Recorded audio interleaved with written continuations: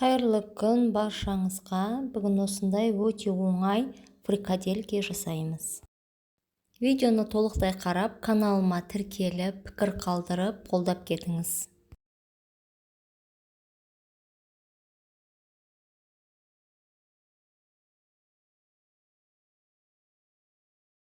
Бізге керегі фарш, пияз, бір сәбіз, қызыл болгар бұрышы. Пиязымызды көбіктеп майдалап турап аламыз.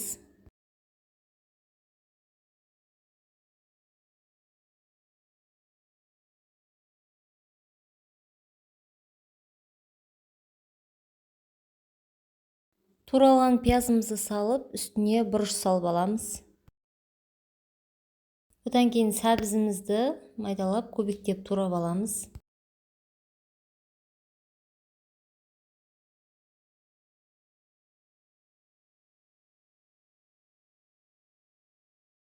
Сәбізімізді турап, осылай бөлек ыдысқа салып аламыз. Қызыл бұрышымызды да осылай дәл көбіктеп майдалап турап аламыз бұнда.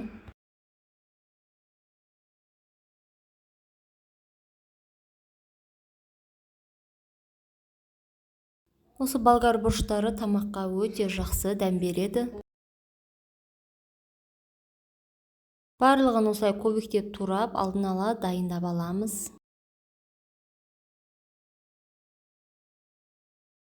Енді фарш пен пиязымызды жақсылап қолмен араластырып аламыз. Мен фаршқа жұмыртқа қоспаймын. Пияз бен фаршымызды жақсылап араластырып алып, осылай ұрғылаймыз, себебі жақсы бірігу үшін.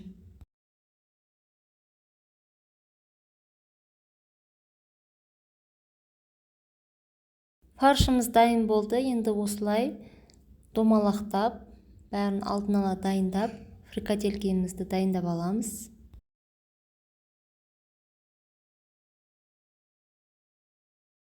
Табамызға осындай қыхи майын салып алып, жаңағы фрикаделькелерімізді осылай екі жағын жай отта қуырып аламыз.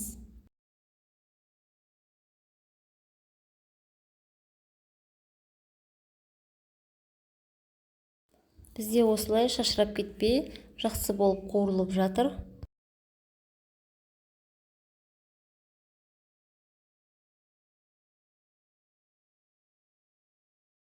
Енді үстіне жаңа болгар бұрыштарымызды, одан кейін сәбізімізді салып, жақсылап қуырып аламыз.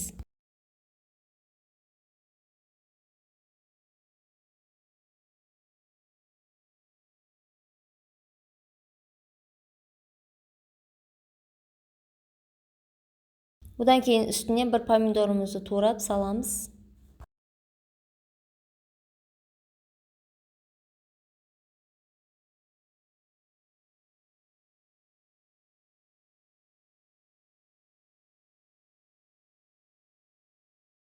Осылай қуырып алып, үстіне суымызды құямыз.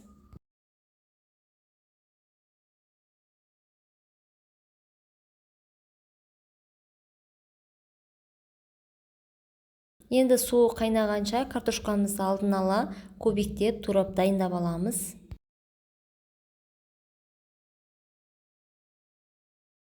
Мен картошка қосайын деп жатырмын. Бұған картошканың орнына күріш болмаса қамырдан кеспе жасап салсаңыздар өте дәмді болады.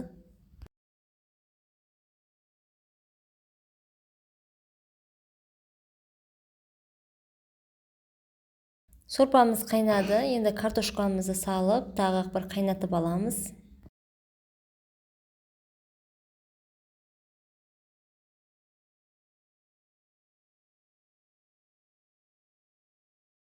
Лавр жапырағын салып аламыз, жақсы дәм беру үшін.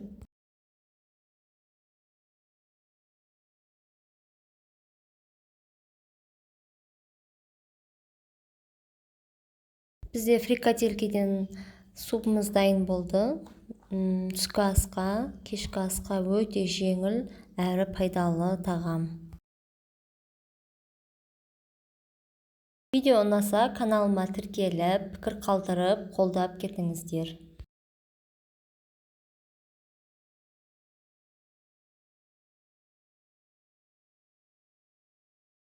Қайырлы күн баршаңызға.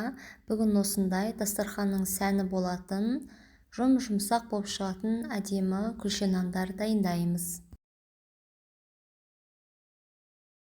Видеоны толықтай қарап, каналыма тіркеліп, пікір қалдырып, жүрекшені басып, қолдап кетіңіз.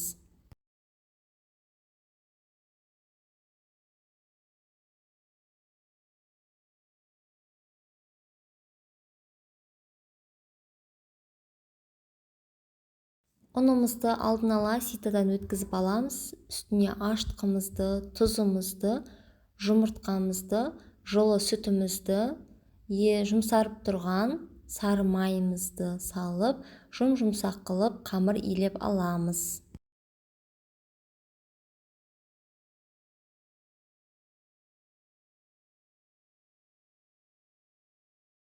Барлығын араластырып, жақсылап жұмсақ қылып илеп аламыз.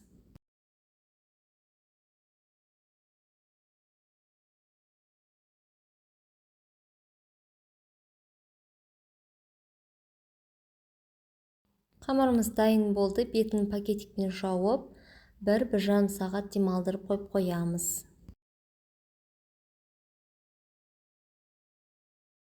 Бізде қамырымыз дайын болды. Енді осыларды бөліктерге бөліп аламыз.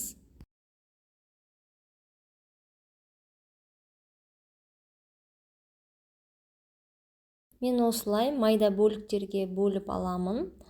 Болмаса бұны 2-ге бөліп, 2 үлкен күлше нан жасауға да болады. Әрқайсысын осылай домалатып, формамызға қойып аламыз. Формаға қояр кезде араларын сәл алшақтау қылып қоямыз. Енді осыларды 20 минутқа бетін жауып қойып қоямыз.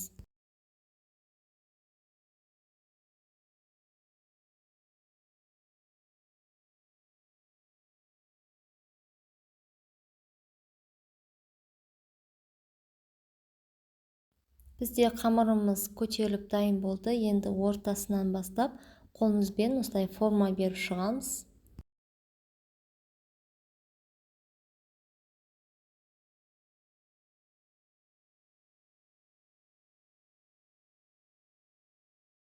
Бетіне жаңағы дайындаған жұмыртқамызды жағып аламыз. 190 градуста 30 минутқа пісіріп аламыз.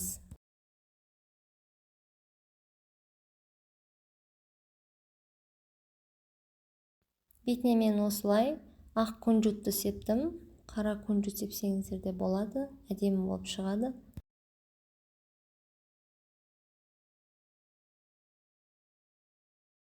Бізде дастарханның сәнін келтіретін сүйкімді нандарымыз дайын. Қып-қызыл әдемі болып шықты. Рецептін ұнаса жасап көріңіздер, көңілдеріңізден шығады деген ойдамын. Видео ұнаса лайк басып, пікір қалдырып, каналыма тіркеліп, қолдап кетіңіз.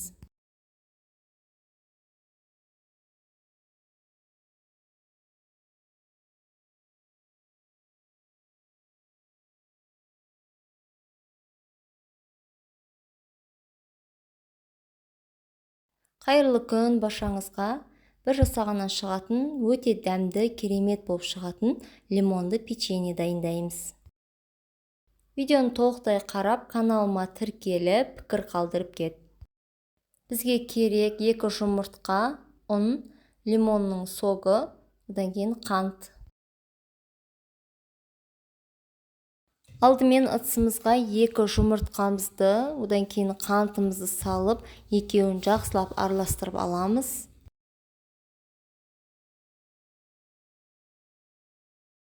Қанты ергенше жақсылап араластырып аламыз.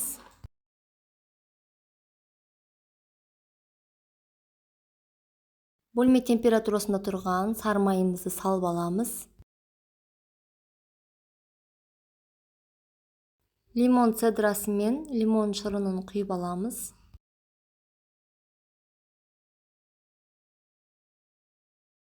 Ұнымызды салып аламыз.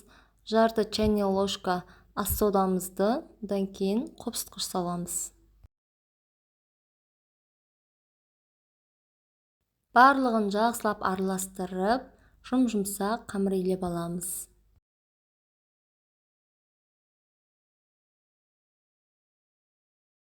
Одан кейін бетін салфанмен жауып, холодильникке жарты сағатқа қойып қоямыз. Бізде қамырымыз холодильникте жарты сағат тұрды. Осылай домалатып форма жасап аламыз. Одан кейін қант ұнтағына салып аламыз да формамызға барлығын қойып шығамыз.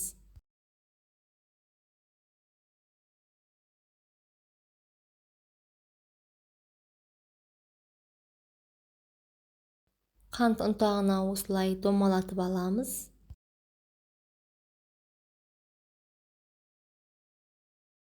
Лимонды печенье рецептісін өзім ғаламтордан бірінші рет алып жасап жатырмын. Лимонның иісі енді айта алмаймын, хош иісті, керемет болып шығады.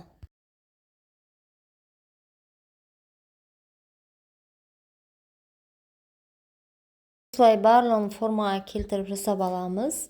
180 градуста 25 минутқа пісіріп аламыз. Бізде печеньелеріміз дайын болды. Иісі енді өте керемет болып шығады. Жасап көріңіздер, көңілдеріңізден шығады деген ойдамын. Каналыма тіркеліп, лайк басып, қолдап кетіңіздер. Бізде арасы бөлгенде осылай сап-сары әдемі болып шықты.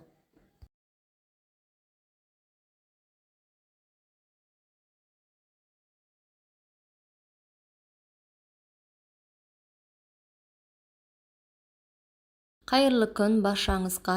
Таңғы асқа өте керемет әрі тәмді болып шығатын оладей дайындаймыз. Видеоны толықтай қарап, каналыма тіркеліп, лайк басып, пікір қалдырып кет. Айранымызға 2 жұмыртқамызды салып аламыз. Айран бөлме температурасында жылы болу керек.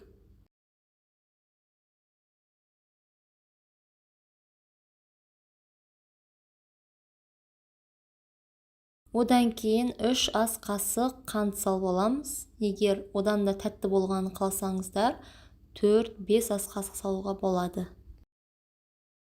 Азырақ тұзымыз бен ас содамызды салып аламыз.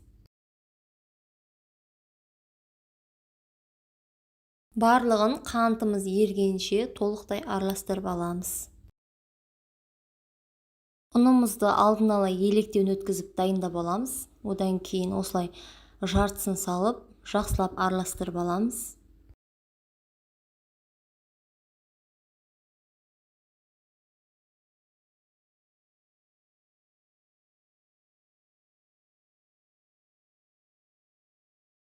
Екіншісін осылай салып аламыз. Арасында түйіршіктер қалмау керек.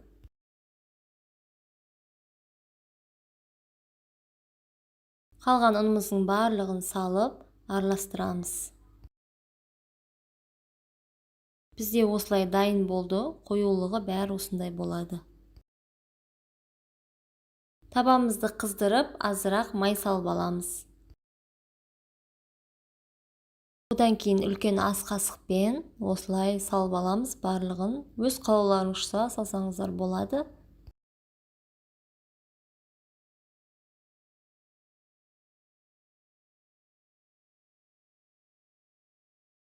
Төменгі градуспен пісірген жақсы, 2 минутта пісіп шығады.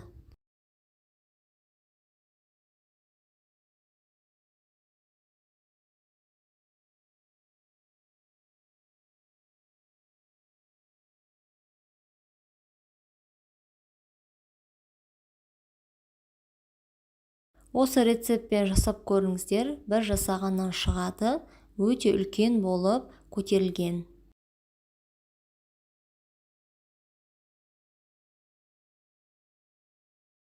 Осылай қалғандарын барлығын пісіріп аламыз.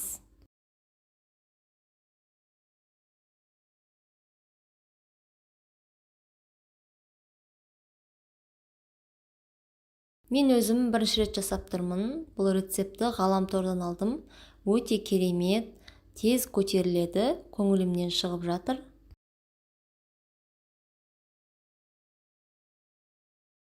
Асығыс кезде таңғы асқа дайындалатын оладьидің өте жеңіл әрі дәмді түрі.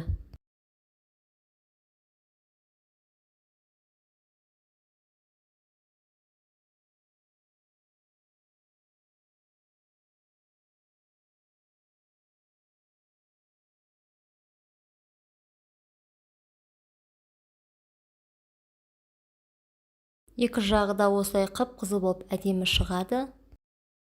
Міндетті түрде осы рецептпен жасап көріңіздер, көңілдеріңізден шығады деген ойдамын.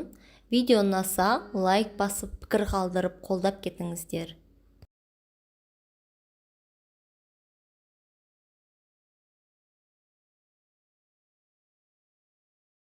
Қайырлы күн баршаңызға, каналыма қош келдіңіздер. Өте керемет, дәмді болып шығатын тойымды таңғы ас дайындаймыз. Видеоны соңына дейін қарап, тіркеліп, қолдап кетіңіз. Бізге 2 жұмыртқа, картошка, азырақ тұз керек. Алдымен үккіштен картошкамызды өткізіп аламыз.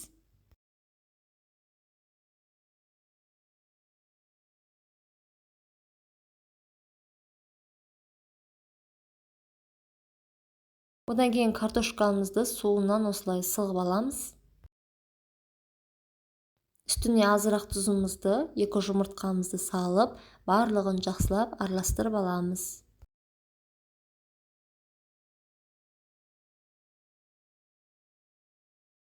Қызып тұрған табамызға осылай қыймайымызды салып аламыз. Одан кейін 1 ас қасықтан салып, барлығын осылай пісіріп аламыз.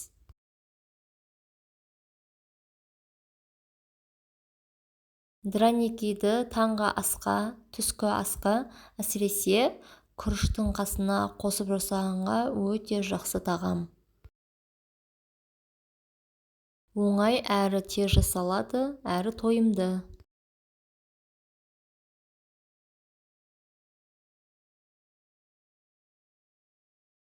Осылай 2 жағында бірдей қызартып қуырып аламыз.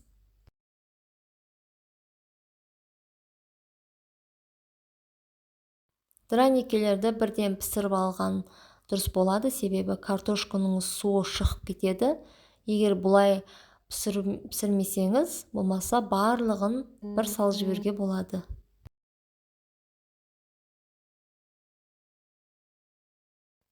Енді осылай пісіп шықты, 2 жақ қызарып, жұмсақ болып.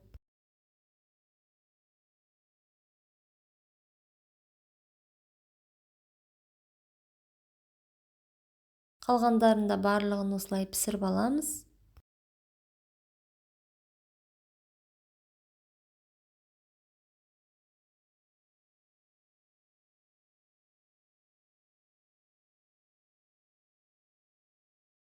Мен осылай үстіне сыр салдым. Сырды салмасаңыздар да болады.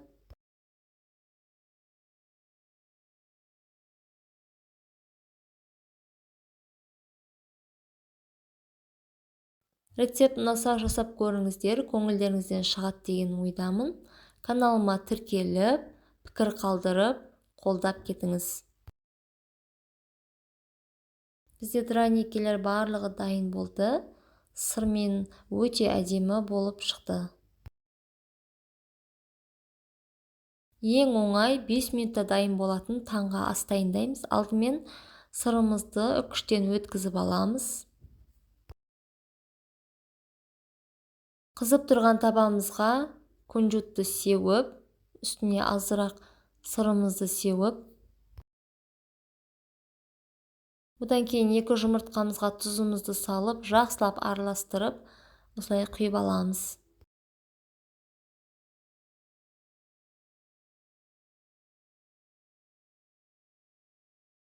Піскен жағын аударып, үстіне азырақ сырымызды саламыз.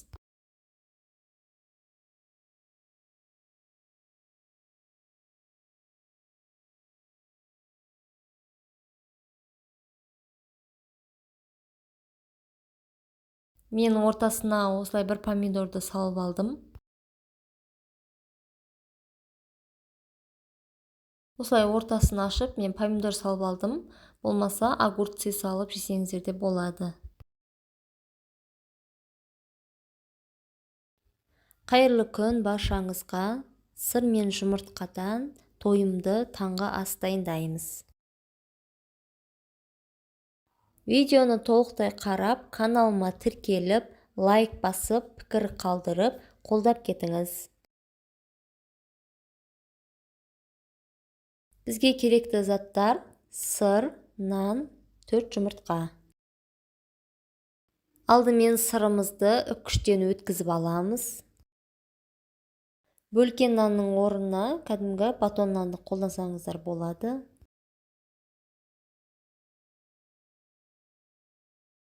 Одан кейін нанымызды видеодағыдай бөліктерге бөліп аламыз.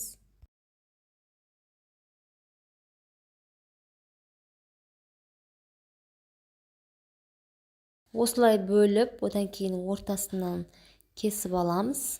Себебі қазір сырымызды ортасынан салу үшін.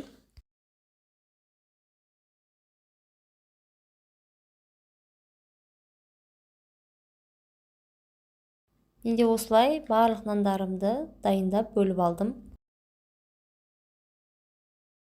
Жұмыртқамызға азырақ тұз салып, жақсылап араластырып аламыз. Одан кейін сырымызды нанның ортасына барлығына салып аламыз, алдын ала дайындап. Сырды үккіштен өткізбей ақ кәдімгі 4 бұрышты етіп кесіп, арасына салсаңыздар да болады нанның. Қызып тұрған майымызға жаңа нандарымызды жұмыртқамызға салып, екі жағында қуырып аламыз.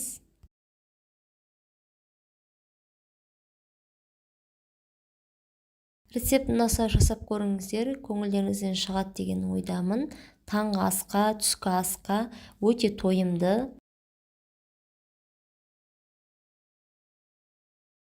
Екі жағында барынша қызартып қуырған жақсы.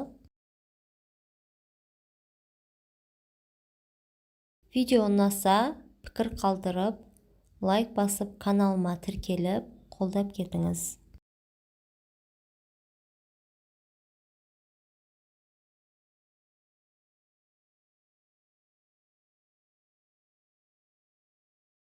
Пісіп дайын болып қалды, барлығын осылай қуырып аламыз.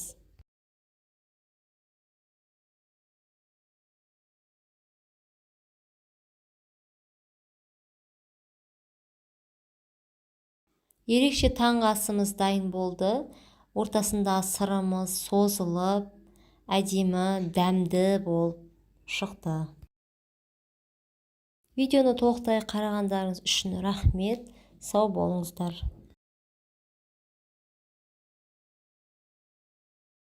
Қайырлы күн баршаңызға. Сіздермен Гулиза жұмсақ әрі дәмді болып шығатын панкейк дайындаймыз.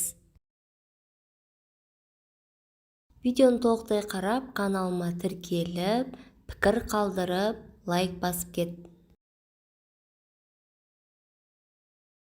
200 грамм айранымызға пищевая соданы салып, көпіртіп аламыз. Айран бөлме температурасында жылы болу керек. Одан кейін азырақ тұзымызды салып аламыз. Кішкене жұмсарып тұрған сары майымызды саламыз. 4 ас қасық ұнымызды салып аламыз. Ұнды електен өткізіп аламыз.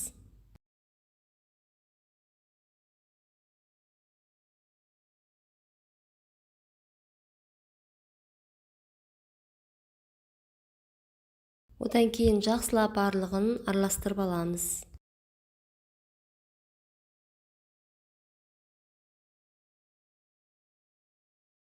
Үш жұмыртқамызға 2 ас қасық қантымызды салып, миксердің көмегімен әппақ болып көпіргенше араластырып аламыз.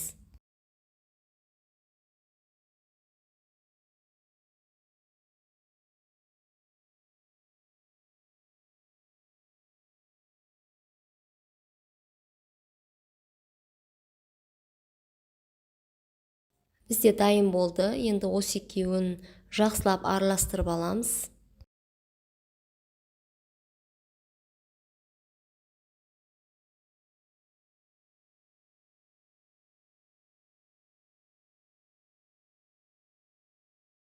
Менде жаңағыдан ұн қалған, соның 2 ас қасығын қосып жібердім.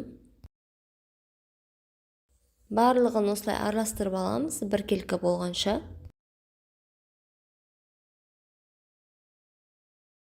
Табанымызды алдын ала қыздырып аламыз. Одан кейін осы панкейктерді пісіретін кезде баяу отта пісіреміз.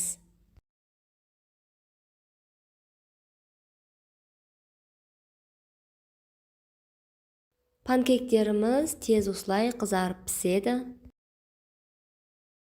Жасалу жолы оңай, таңғы асқа жеңіл, әрі дәмді.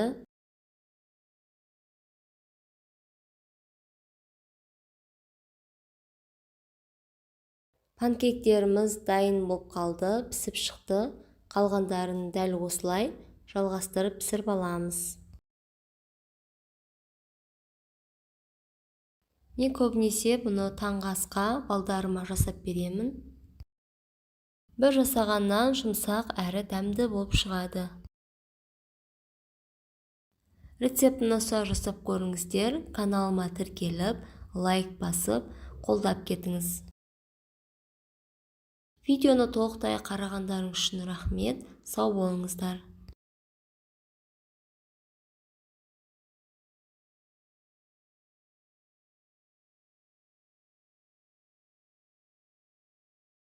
Қайырлы күн баршаңызға. Өте жұмсақ әрі дәмді болып шығатын, тез дайын болатын чебуреки дайындаймыз. Видеоны толықтай қарап, каналыма тіркеліп, пікір қалдырып, қолдап кетіңіз.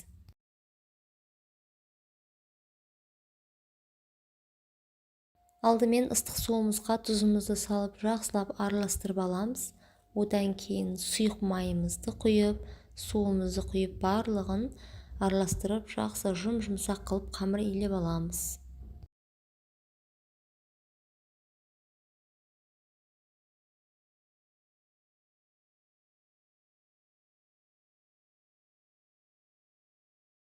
Қолымызбен осылай жақсылап илеп аламыз. Дайын қамырымызды пакетикке салып, жарты сағатқа демалдырып қойып қоямыз. Мен салмасына картошка саламын, азырақ май салып, екеуін жақсылап араластырып аламын. Картошканың орнына фарш салсаңыздар болады.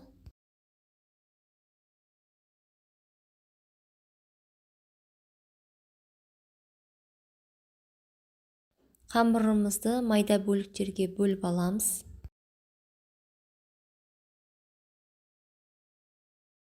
Қамырды үлкен бөліктерге бөліп алсаңыздар болады, егер үлкен чебуреки жасаймын десеңіздер, немесе кішірек қылып бөлсеңіздер болады.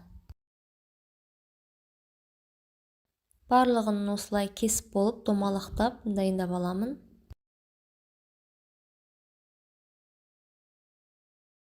Одан кейін жұп-жұқа қылып жайып аламыз.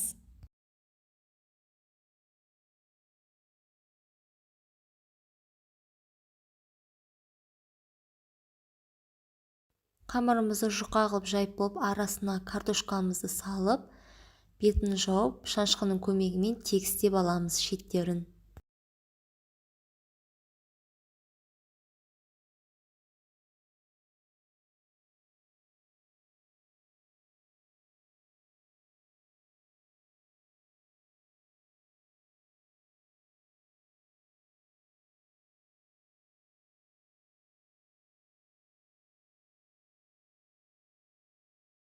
Барлығын осылай алдын ала дайындап аламыз. Майымызды алдын ала қыздырып алып пісіреміз. Қазанға мән бермеңіздер. Мен бұл қазанға гхи майын жасаймын. Одан кейін закваска нанымды пісіремін печкада. Осылай барлығын қызып тұрған майда пісіріп аламыз.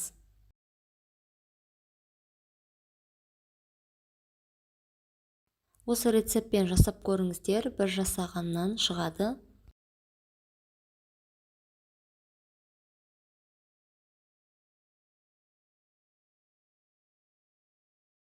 Видео ұнаса толықтай қарап, каналыма тіркеліп, пікір қалдырып, қолдап кетіңіз. Бізде чебуректеріміздің барлығы дайын болды. Өте жұмсақ әрі дәмді болып шығады. Жасап көріңіздер, сіздерге ұнайды деген ойдамын.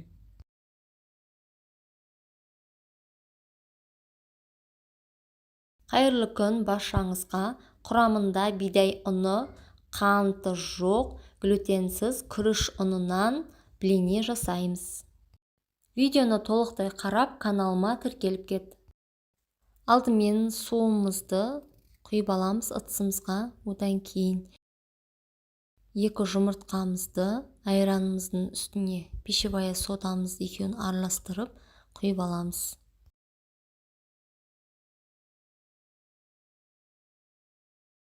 Кішкене ғана тұзымызды саламыз. Жақсылап араластырып аламыз. Одан кейін ұнымызды салып, жақсылап араластырып аламыз.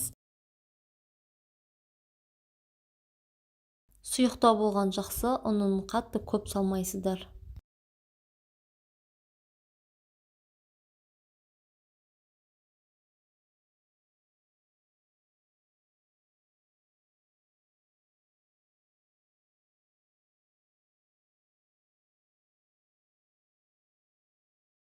Одан кейін сары майымызды саламыз. Сары майды ерітіп салсаңыздар да болады. Менікі бөлме температурасында еріп тұр.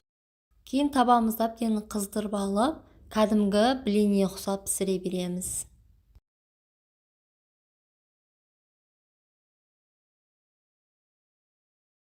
Осылай екі жағы да әдемі қызарып піседі. Көбінесе мен бұндай блиниларды, глютенсіз блиниларды ақ нанның орнына таңғы асқа жасап жеймін. Барлығын осылай пісіріп аламыз. Бірінші кезде астына азырақ табамызға май жағып алсаңыздар болады.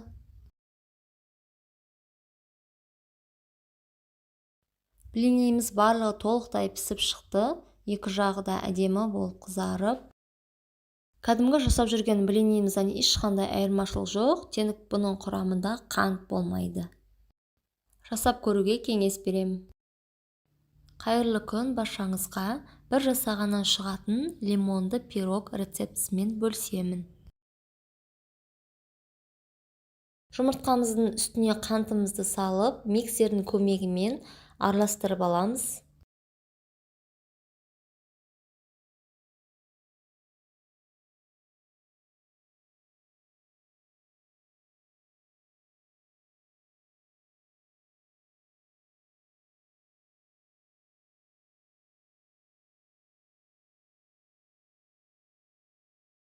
Үстіне бөлме температурасында тұрған сары майымызды салып, тағы да араластырып аламыз.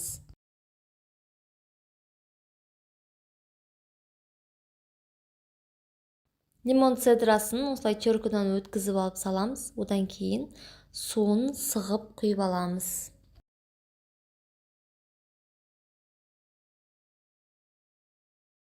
Ұнымызға қопсытқышымызды салып аламыз. Одан кейін мен азырақ түс беру үшін куркума салдым. Куркума салу маңызды емес. Ұнымызды осылай біртіндеп салып, миксерлеп аламыз.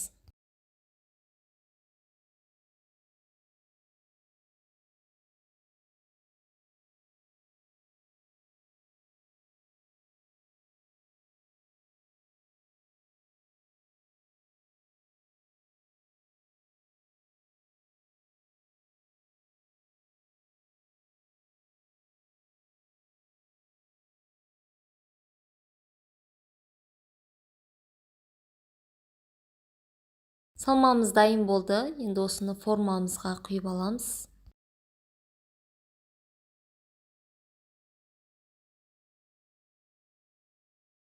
Формамызға құйып 180 градуста 25-30 минутқа пісіріп аламыз.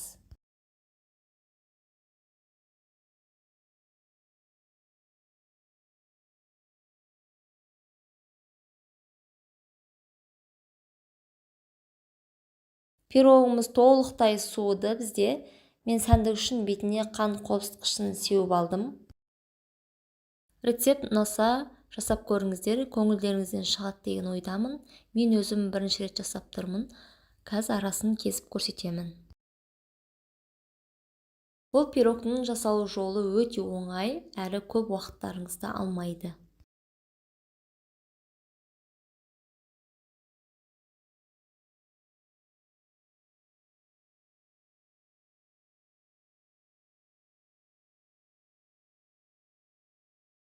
Арасы осылай жақсы пісіп, сап-сары болып, әдемі болып шықты. Қайырлы күн, достар. Дәмі өте керемет әрі нәзік болып шығатын апельсинді пирог рецептімен бөлісемін. Жасап көруге кеңес беремін. Жасап көріңіздер. Бір жасағаннан өте керемет дәмді болып шығады.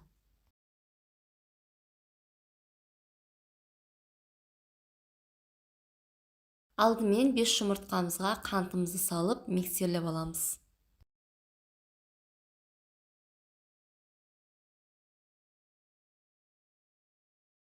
Теркадан 2 апельсин цедрасын алдын ала өткізіп аламыз.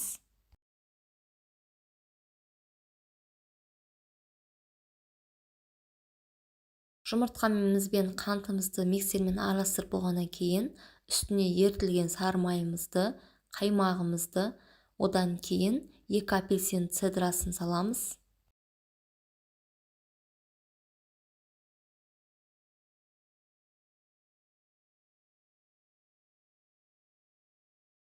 Ұнымыздың үстіне қопсытқышымызды салып, екеуін жақсылап араластырып аламыз алдын ала.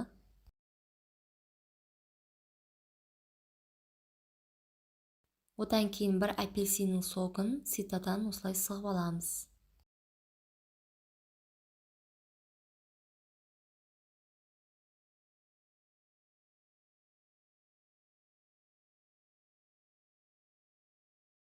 Ұнымыздың жарты бөлігін салып, миксердің көмегімен араластырып аламыз.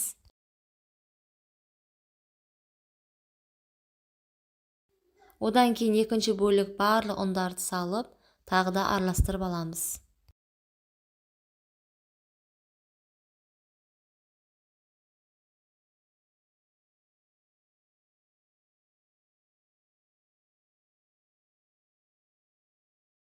Мен осындай формаға жасаймын. Егер кекстің формасы болса, соған жасасаңыздар болады.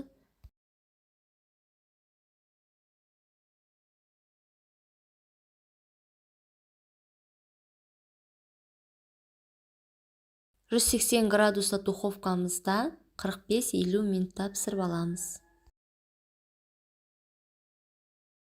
Бізде дайын болды. Менде толық суығанша формадан алу керек. Менде қатты суымады, сәл жылы күйінше формасынан алдым.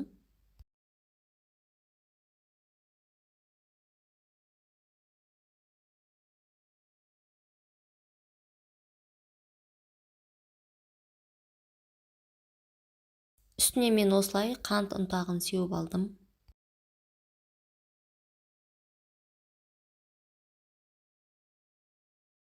Арасын қазір кесіп көрсетемін, қалай шыққанын. Менде өзім бір рет жасап тұрмын. Апельсиннің иісі өте керемет шығып тұр.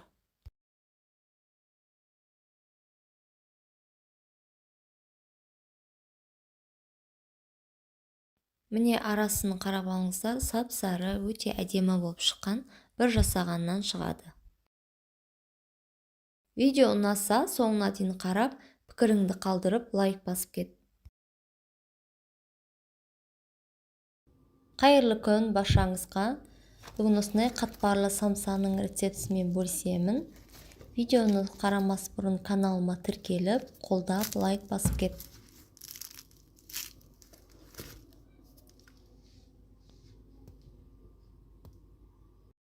Алдымен ұнымызға тұзымызды, дрожжымызды құйып, суымызды құйып, бір келкі қамыр илеп аламыз.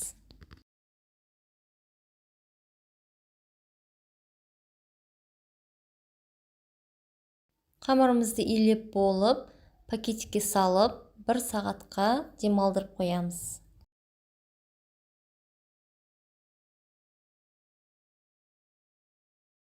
Бір сағат демалған қамырымызды 2-ге бөліп, жайып аламыз. 2-ге бөлмей, осылай бүтіндей жая берсеңіз де болады. Жаңа 2-ге бөлген қамырымыздың біреуін алып, жайып аламыз, жұқа қылып.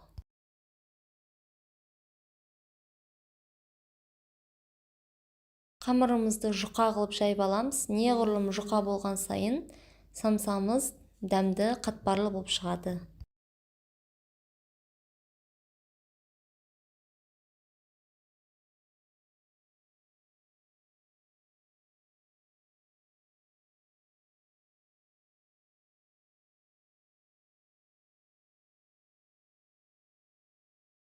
Қамырымызды дәл осылай жұқа қылып жайып аламыз. Одан кейін үстіне ерітілген сары майымызды құйып, жағып аламыз.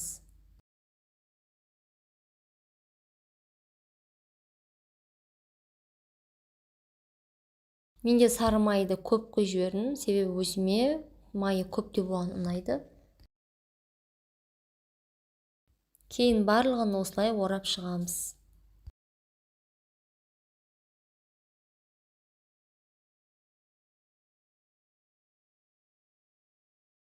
Орап алып, бұны бір шетке қойып қоямыз.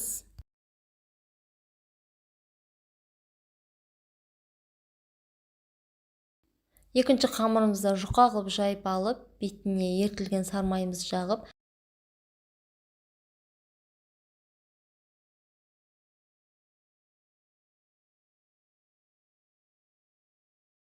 жаңа оралып тұрған қамырымызды алып, екеуін біріктіріп орап аламыз да морозильникке 1 сағат 2 сағатқа қойып қоямыз.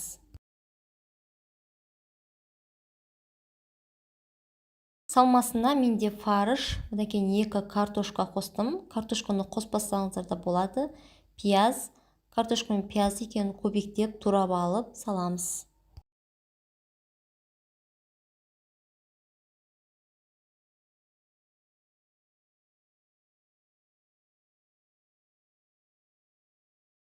Пиязымызды да майдалап көбіктеп турап аламыз.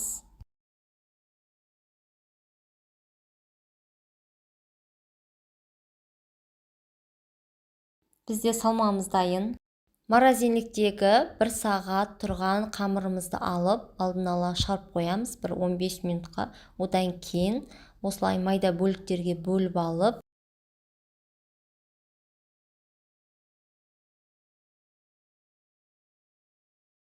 болған соң барлығын осылай домалақтап аламыз. Кейін осылай жайып аламыз, барлығын домалақ формасында. Одан кейін қамырларыңыз жабысып жатса, азырақ ұн сүйіп жайсаңыздар да болады.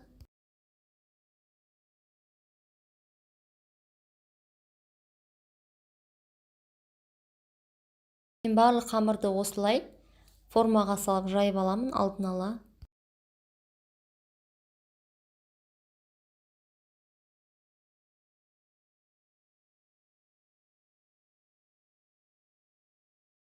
Одан кейін фаршымызды салып, өздеріңіз қалағанша формаға сала берсеңіздер де болады. Менде осылай 4 бұрышты формаға салдым.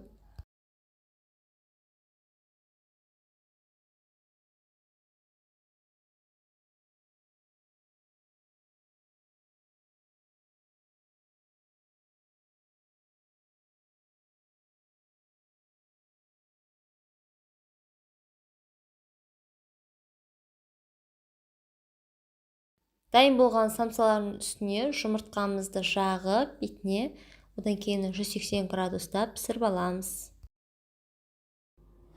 Самсаларымыз дайын, өте қатпарлы, әлі қытырлақ, дәмді болып шығады. Рецепт ұнаса жасап көріңіздер, көңілдеріңізден шығады деген ойдамын.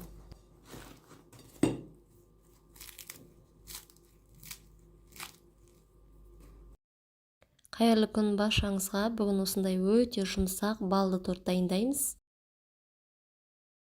Ыдысымызға 2 жұмыртқамызды салып, үстінен қантымызды салып, жақсылап араластырып, майымызды, миотымызды салып аламыз.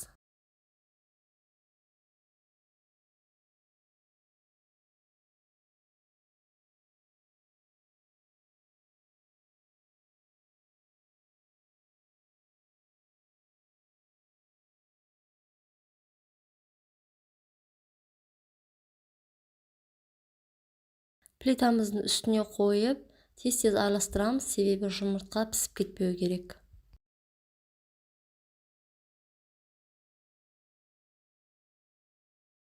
Ұнымызды бөліп салып, араластырамыз жақсылап.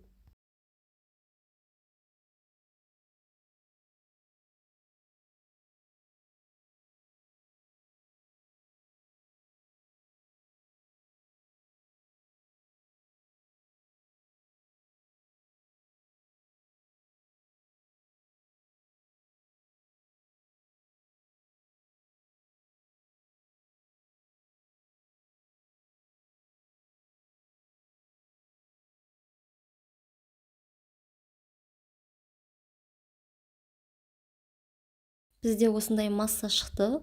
Пакетигімізге салып, холодильникке 2-3 саатқа қойып қоямыз.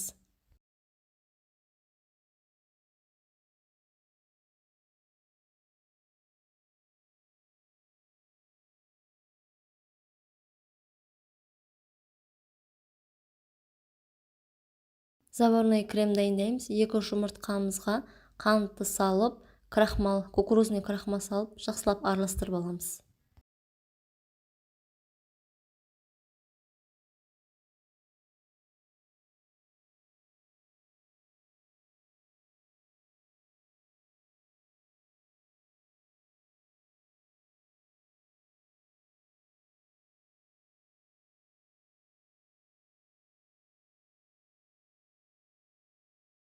Осы дайын болған массамызға үстіне азырақ сүт құямыз.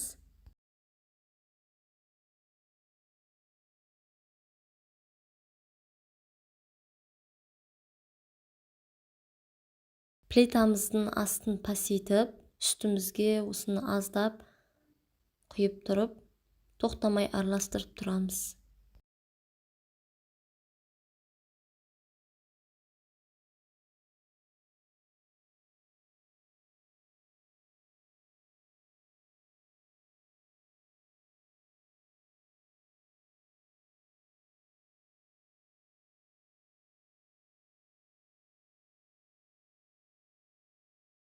Заварной креміміз бізде дайын болды. Азырақ май қосып жіберіп, жақсылап араластырып, пищевой пленкамен жауып, салқын жерге қойып қоямыз. Тестамызды холодильниктен шығарып, 6 бөлікке бөліп аламыз.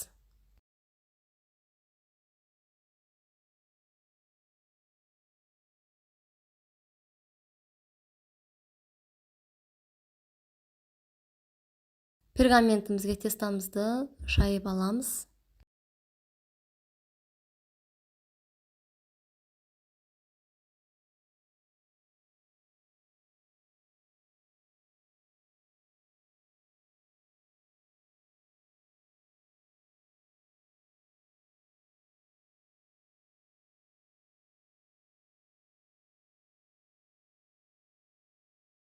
Осылай шаншқымен үстінен басып аламыз. 180 градуста 5-8 минут пісіріп аламыз. Корждарымыз осылай болып шықты, дайын. Енді заварной кремімізді араларына жағып аламыз.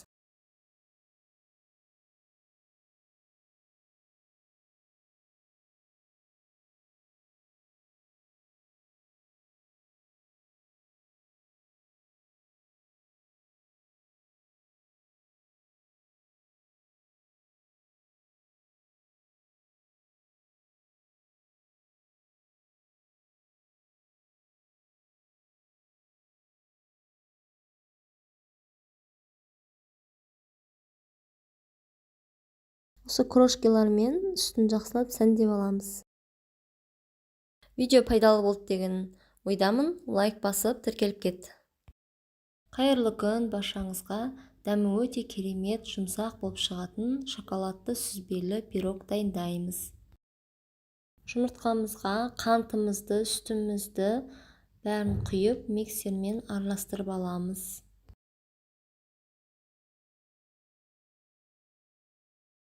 Миксермен көпіргенше жақсылап араластырып аламыз.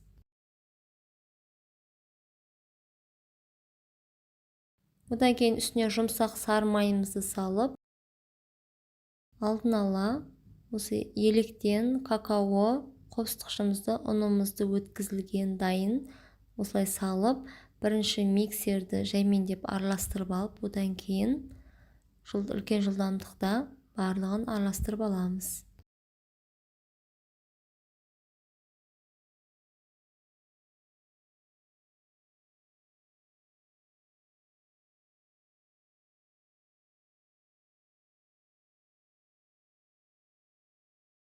Осылай шоколадты тестамыз дайын болады.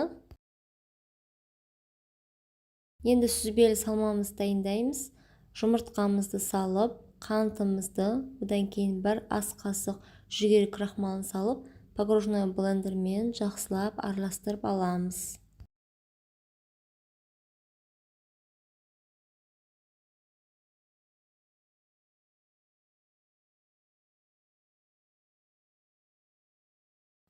Салмасы дайын болды. Енді кез келген формамызға шоколадты пирогымызды құйып аламыз.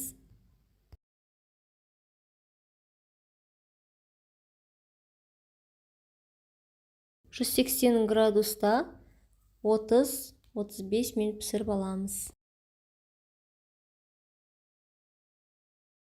Сүзбелі салмамызды осындай кондитерлік мешокқа салып, бас жағын азырақ осылай кесіп, үстіп құйып аламыз. Рецептін насау жасап көріңіздер. Каналыма тіркеліп, пікір қалдырып, қолдап кетіңіз. 180 градуста 30 минутта пісіп шықты. Толықтай суытып барып кесеміз арасын. Өте дәмді әрі әдемі болып шығады.